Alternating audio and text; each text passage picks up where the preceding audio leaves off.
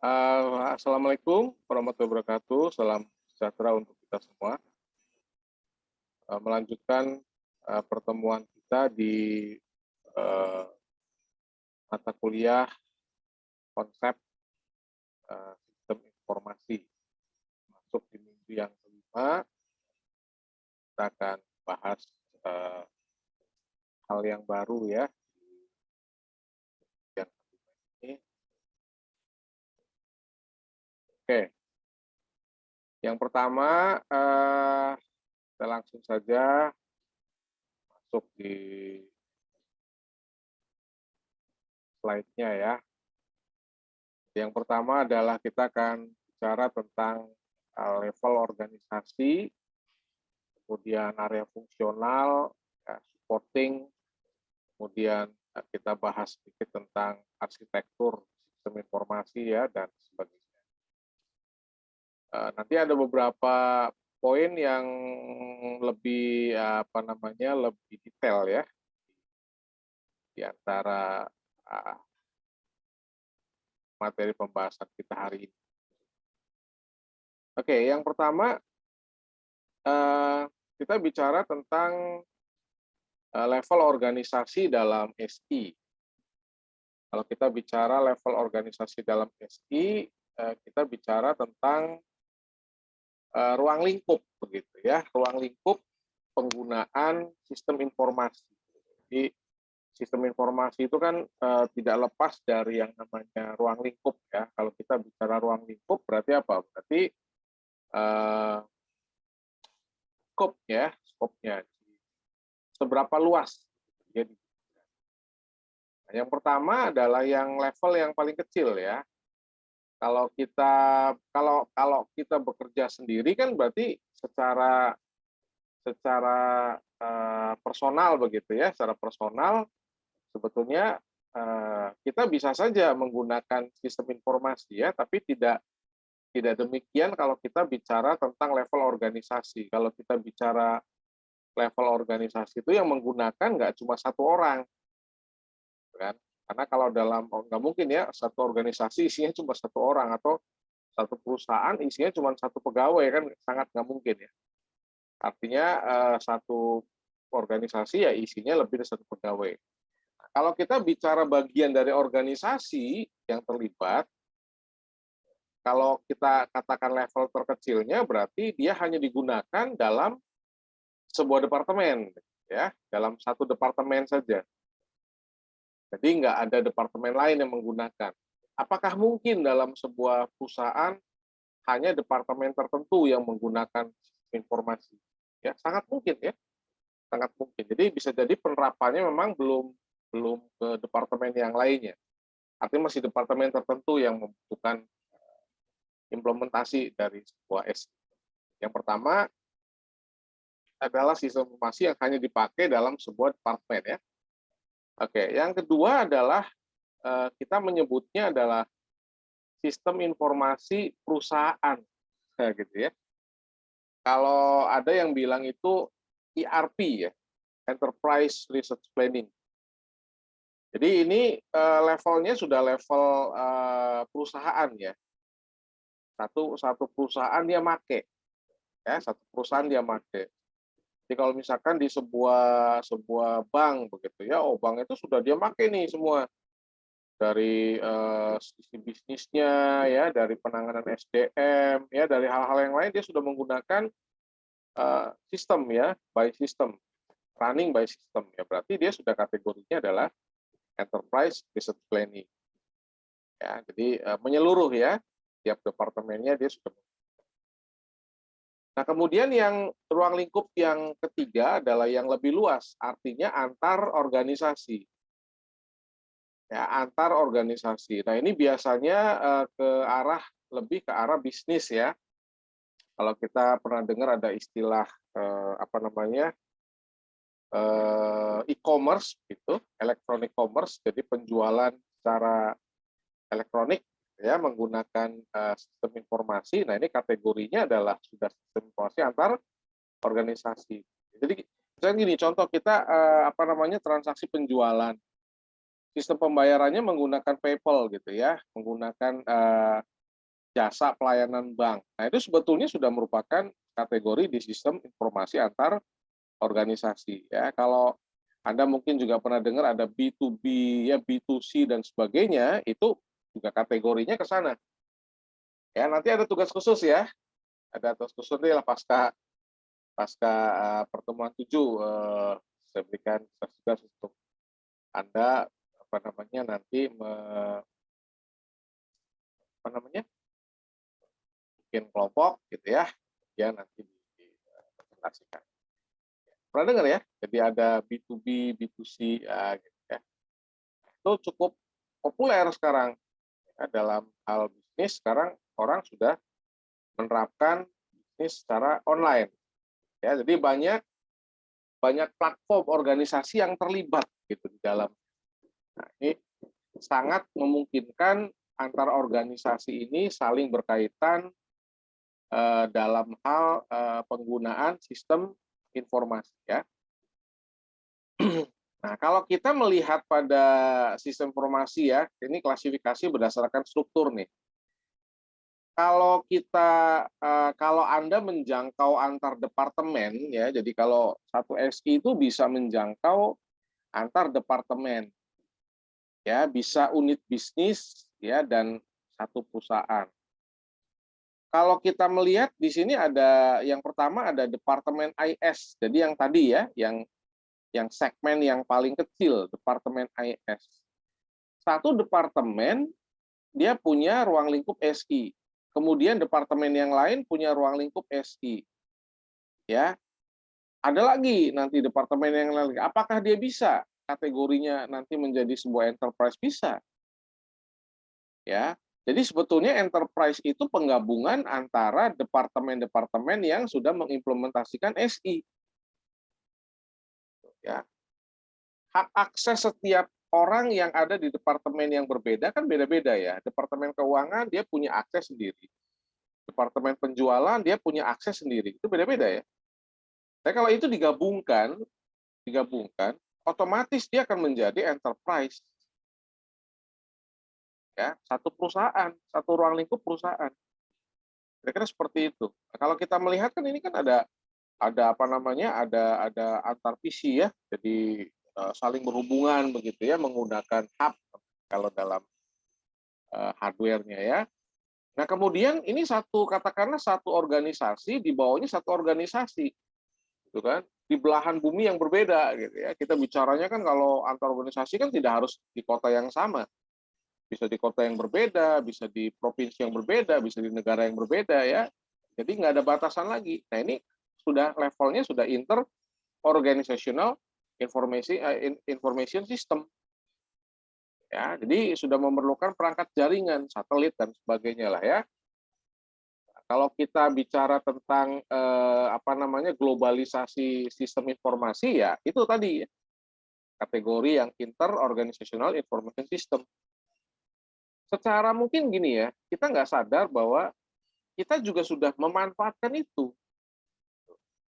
Ya, kita sudah memanfaatkan itu. Kalau Anda mungkin reservasi, ya, orang yang suka vacation gitu kan reservasi. Ya, reservasi apa? Reservasi hotel, gitu kan? Atau resort gitu ya, atau resort gitu kan? Ada di luar negeri nih. Berarti kan dia mengakses begitu ya. Kita by agent, nanti agentnya dia punya akses lagi ke sana ke apa namanya ke tempat tujuan kita. Itu sebetulnya sudah merupakan interorganizational IS. Hanya sekali lagi mungkin kita nggak sadar, sekali lagi ya kita nggak sadar bahwa kita sudah ada di level itu sebetulnya, sudah menggunakan itu. Nah, jadi mudah-mudahan dengan penjelasan ini kita menjadi lebih sadar bahwa yang namanya kategori sistem informasi itu secara tidak langsung sudah menyentuh kita semua di berbagai level ya. Minimal kalau Anda ada di satu departemen begitu ya, sudah bekerja nih ya di satu departemen, Anda menggunakan IS gitu ya, sistem informasi gitu. Ya sebetulnya secara nggak sadar kita sudah ada di situ kan. Ya, nah, Anda kemudian mengirim email ke departemen yang lain, Anda sudah masuk enterprise. Ya. perusahaan Anda belanja online, gitu, ya, ke perusahaan lain, atau minta supply gitu ya, atau Anda menjadi supplier di satu tempat, ya menggunakan akses sistem informasi, otomatis kita sudah menyentuh level ketiga. Jadi sekali lagi seringkali kita nggak sadar gitu ya, nggak sadar. Baik ya, oke. Kemudian ini ada kalau sistem informasi dalam perusahaan tadi ya, saya bilang level terkecilnya kan kita sendiri ya, kita sendiri. Tapi kalau sekarang kita ngukur ya, kayaknya dalam satu perusahaan nggak mungkin ya cuma satu orang. Ya, tapi ada yang namanya ya definisinya Krohnke ini udah lama tapi memang dipakai masih sampai sekarang adalah sistem informasi pribadi. Jadi kalau Anda memang punya punya sistem sendiri ya, ya kategorinya ya nggak dipakai orang lain nih, ya kategorinya adalah sistem informasi pribadi. Bisa saja ya kita punya sistem sendiri kan untuk mengelola data yang kita punya, sangat-sangat bisa. Ya, kemudian ada apa nih? Ada work group ya. Work group itu tadi sebetulnya di satu departemen tapi bisa jadi ada kelompok kerja. Nah, itu namanya work group. Ya, work group ini sangat penting kalau satu perusahaan tuh sedang melakukan proses pengembangan. Ya, jadi kalau kita lagi melakukan proses pengembangan itu biasanya dibentuklah namanya grup-grup kecil gitu. Ya, namanya work group. Kemudian ya tadi ya yang saya singgung, enterprise information system ya. Kalau softwarenya bicaranya enterprise research planning, sama aja ya. Jadi sistem informasi perusahaan artinya mencakup keseluruhan departemen. Itu kategorinya sudah masuk ke sistem informasi perusahaan. Paham ya? Jadi kalau nanti misalkan nih Anda ada di dalam satu kegiatan lah ya, saya tidak katakan dalam satu pekerjaan, dalam satu kegiatan, kemudian ternyata ruang lingkup tempat di mana Anda melakukan kegiatan itu sudah menyeluruh ya. Lah itu kategorinya sudah AIS gitu ya, enterprise. Jadi kita bicaranya tentang ruang lingkup ya, ruang lingkup. Jadi ada di satu bosnya punya sistem sendiri ya, berarti kategorinya sistem informasi pribadi gitu ya. Dia punya sistem tapi orang lain nggak bisa ngakses akunnya dia, khusus dia sendiri. Tapi dia bisa lihat. Ya, itu bisa jadi ya kategorinya adalah sistem informasi pribadi ya. Oke, kemudian kalau kita melihat yang ruang lingkup tadi ya, kalau kita buat dalam satu tabel ya tadi ya, jenisnya pribadi ya pemakainya satu ya. Tapi sekali lagi ya kalau untuk era sekarang kayaknya agak sulit ya kita menemukan sistem informasi pribadi ya. Kalaupun itu dibuat kan sangat mahal ya, kebayang gitu ya. Bikin satu sistem tapi yang pakai cuma sendiri. Waduh, itu kan mahal. Perspektifnya apa individual ya. Kalau yang kelompok kerja tadi ya departemen dia mungkin kolaborasi gitu ya dengan banyak orang ya. Kalau ukuran orang relatif lah ya, relatif. Tapi menurut si Krohnke dia 25 orang ya. Kalau kurang dari 25 orang berarti masuknya kelompok kerja. Nah, kalau sudah banyak ya kategorinya enterprise. Ya kebayang ya kan suatu departemen aja bisa banyak, satu departemen 10 orang ya, kali 10 100 orang. Ya. Paham ya? Nah, kemudian kita melihat ada sistem informasi fungsional gitu loh. Jadi SI yang berjalan berdasarkan fungsinya masing-masing. Nah, kalau kita sebetulnya ini kategorinya banyak nih Saudara ya, kategorinya banyak.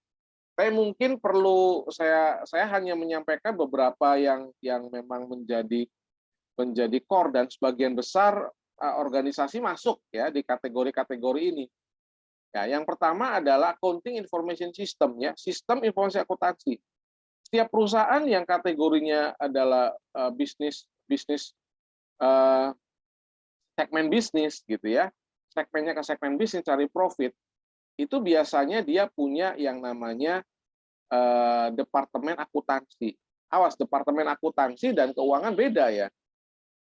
seringkali akuntansi ada di finance, tapi banyak juga yang terpisah. Nah, sistemnya ada sendiri nih, ternyata ya. Sistem informasi akuntansi, orang nyebutnya SIA, gitu ya. Nyebutnya SIA, ya. Sistem informasi akuntansi. Ngurusin apa? Yang ngurusin tentang accounting. Ya, posting-posting dan sebagainya gitu ya. Gimana supaya nanti pelaporannya pelaporan keuangan, cash flow-nya dan sebagainya ya. Dan ini software-nya banyak, Saudara. Software yang masuk kategori sistem informasi akuntansi itu banyak. Ada Mayobi, kemudian ada GL gitu, banyak lah ya. Itu masuknya ke sana. Ya, itu fungsional ya, fungsional. Kadang-kadang udah pakai software jadian aja misalkan di akuntansinya ya sangat mungkin ya itu dijalankan. Nah, kemudian sistem informasi keuangan ya, finance. Gitu ya, the finance information system. Nah, ini kategorinya apa? Kategorinya ngurusi bagian keuangan. Ya, keuangan perusahaan ya. Bukan. Kalau keuangan kan jantung ya, sudah betul ya. Jantungnya perusahaan kan. Kalau ini morat-marit ngurusnya, wah tuh bisa gajian pegawai kan gitu ya. Oke, kemudian ada sistem informasi manufaktur ya, berkaitan dengan pabrik, perusahaan-perusahaan yang menghasilkan barang. Ya, manufacturing ya, production information system namanya. Jadi banyak ini ya, pabrik rotan, kendaraan, ya, peralatan kesehatan dan sebagainya lah. Ya, itu masuknya sebetulnya ke manufaktur. Ya. Nah, kemudian ada juga marketing information system, MKIS. Ini juga nggak kalah penting ya, nggak kalah penting. Artinya ada organisasi tertentu yang memang menganggap ini sebagai sebuah bagian yang sangat penting. Jadi dia mengadakan ini gitu. Ya, bikin yang namanya sistem informasi pemasaran. Penting ya, gitu ya. Sekali pemasaran tuh ujung tombak dari perusahaan tuh sales gitu ya. Padahal ya nggak juga ya. Sales ngejual kalau nggak ada yang produksi dan gimana ya. Jadi saling berkaitan. Ya. Kemudian apa? Kemudian HRISE ya, SDM, Human Resources Information System, HRD itu ya. Dan banyak lagi ya. Jadi kalau kita lihat kalau fungsional sih kita nggak bisa batas cuma segini kan. Tapi biasanya ya di perusahaan-perusahaan tuh HRD itu biasanya ada gitu kan. Marketing ada gitu ya, betul ya. Akuntansi ada, keuangan ada dan sebagainya. Ya, ini kategori-kategori secara fungsional ya. Oke. Nah, ini kalau berdasarkan fungsi, ya aduh, kalau berdasarkan fungsi dia lumayan luas nih, Saudara ya. Jadi sebetulnya gini, kalau kita bicara tentang enterprise ya, enterprise itu adalah isinya lebih dari satu departemen yang menggunakan sistem informasi. Ya kalau kita lihat gambaran di sini ya, ada finance, ada accounting, betul, ada human resources, ada marketing, ada production, ya, ada administratif, ya, pendaftaran gitulah ya, nerima kayak gitu kan. Nah kemudian ada corporate system gitu ya. Corporate system ini menggabungkan lalu lintas informasi di antara departemen-departemen yang tadi. Ya. Kemudian ada apa nih? Ya ini berhubungan dengan apa? Berhubungan dengan corporate B system, corporate C system ya, electronic market. Kebayang ya sudah ya? Ya.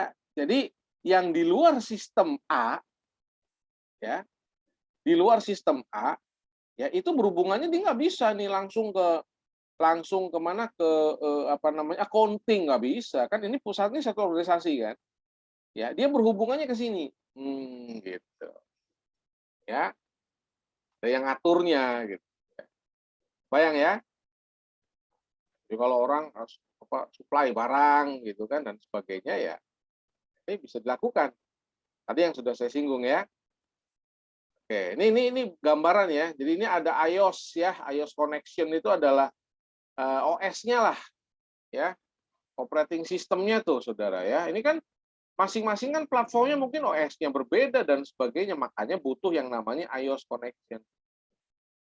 Ya, kemudian yang warna biru corporate system, yang ini adalah departmental system.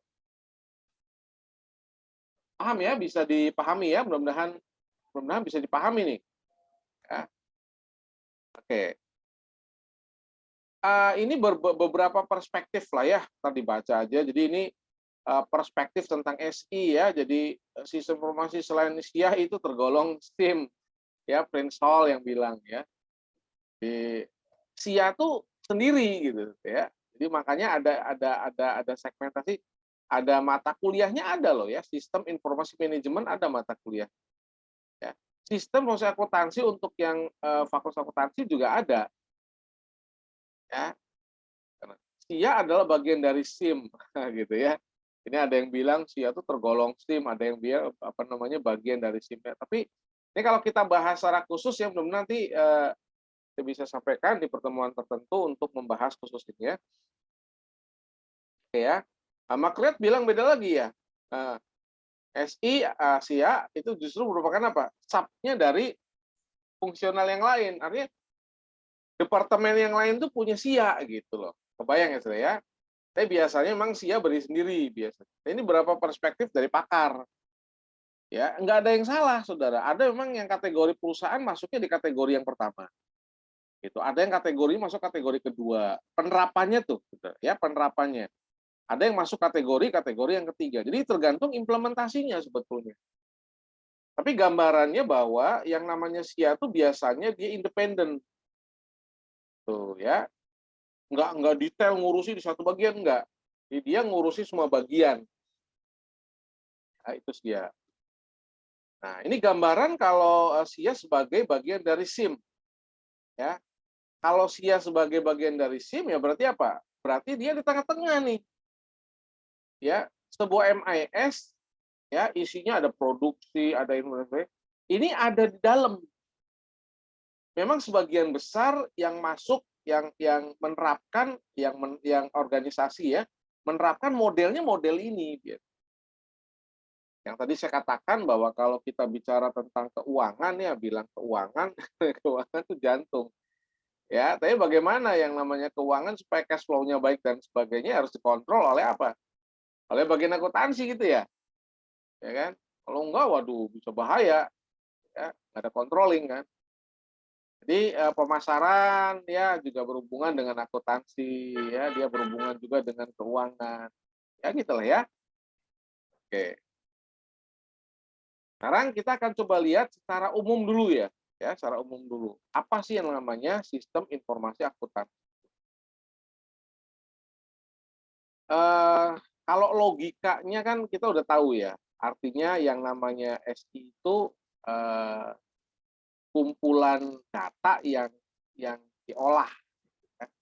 Tapi kalau kita bicara tentang sistem keuangan ya, ini Bolton Hopwood bilang ini ya, kumpulan sumber daya yang dirancang mentransformasikan data, tapi ada buntutnya nih, data keuangan. Gitu loh. Ya, jadi bahannya itu bahan yang berkaitan dengan keuangan. Nah, kalau sistem informasi secara umum kan kita nggak spesifik menyebutkan dia data keuangan, enggak ya. Kita menyebutnya data. Gitu. Tapi kalau sudah menyangkut ke sistem informasi akuntansi, ya mau tidak mau kita harus menghubungkan dengan keuangan, data keuangan. Paham ya?